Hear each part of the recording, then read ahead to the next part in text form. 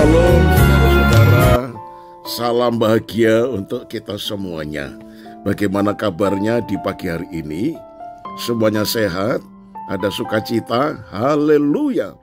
Mari untuk menyambut renungan di pagi ini kita satu di dalam doa.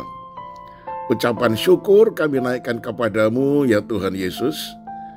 Atas anugerah-Mu semalaman kami boleh tidur dengan baik dan kami boleh bangun di pagi ini dalam tubuh yang sehat.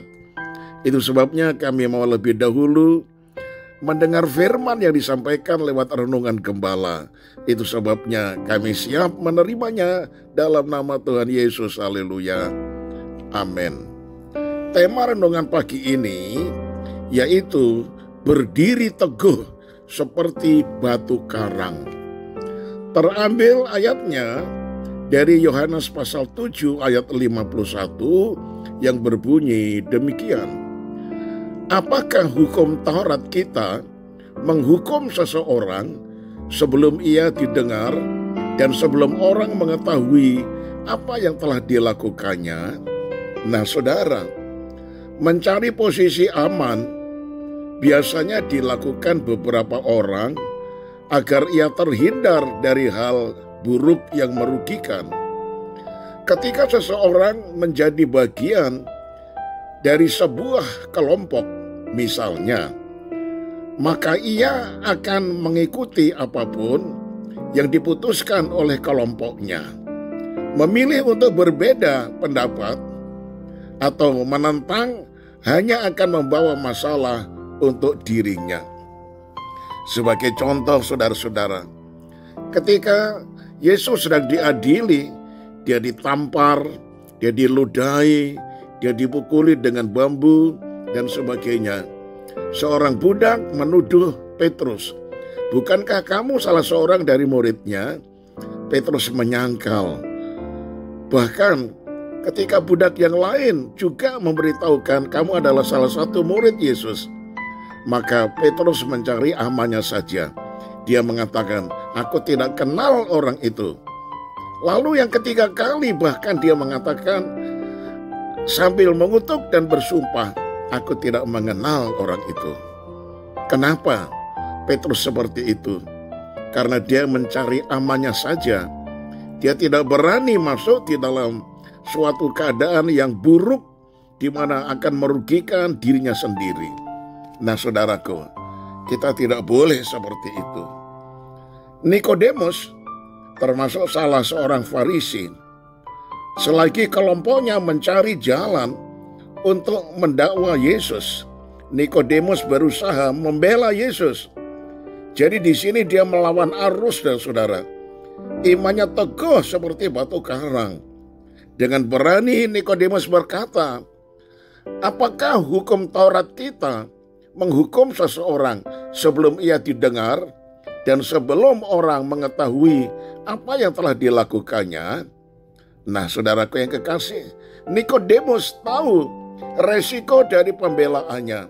Meski pada akhirnya Nikodemus harus dibenci dan ditolak, tetapi ia menerima konsekuensi itu sebagai akibat dari tindakannya. Ini satu contoh yang baik saudara-saudara. Seperti halnya dengan Daniel. Raja Darius telah membuat suatu peraturan selama 30 hari. Semua orang tidak boleh menyembah kepada Allahnya masing-masing kecuali kepada raja. Raja dijadikan sesembahan yang harus disembah dan dipuji.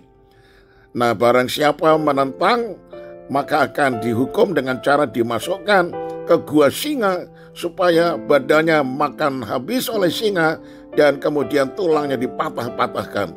Satu hukuman yang sangat mengerikan. Tetapi apakah Daniel ini takut? Tidak saudara-saudara. Dia tidak mencari amannya saja. Seperti biasanya dia berdoa sehari 3 kali. Ia lakukan dengan tekun, dengan setia, tanpa takut. Tanpa melihat akibatnya dia harus dimakan oleh singa di dalam gua singa tersebut. Nah saudaraku, apa yang terjadi? Ketika dia ditangkap dan dimasukkan ke gua singa, Tuhan hadir sehingga singa-singa mulutnya dikatupkan dan Daniel tidak diapa-apakan. Dan pada akhirnya Raja Darius malah menyadari bahwa Daniel mengalami pengalaman pahit karena dia difitnah oleh 120, yaitu para gubernur-gubernur yang memerintah di bawah pemerintahan Raja Darius. Akhirnya mereka ini semuanya dihukum, dilempar ke dalam gua singa, dan akhirnya justru Daniel mendapatkan kedudukan yang lebih tinggi lagi. Inilah contoh iman yang teguh seperti batu karang. Dalam hidup kita, saudara, tidak jarang kita diperhadapkan sebuah situasi negatif yang terjadi dalam kelompok kita, di tempat kerja, dalam kelompok masyarakat, atau bahkan di dalam gereja sekaligus. Kita acap kali mengalami sebuah situasi yang sama. Ketika sebuah komunitas di mana kita berada menetapkan sebuah aturan yang bertentangan dengan firman Tuhan, apakah reaksi kita? Apakah kita memiliki keberanian untuk tetap hidup dalam prinsip kebenaran, walau untuk itu kita harus siap menghadapi segala risikonya? Atau sebaliknya, kita memilih ikut arus sehingga kita tetap aman, sekalipun hal itu bertentangan dengan hati nurani kita?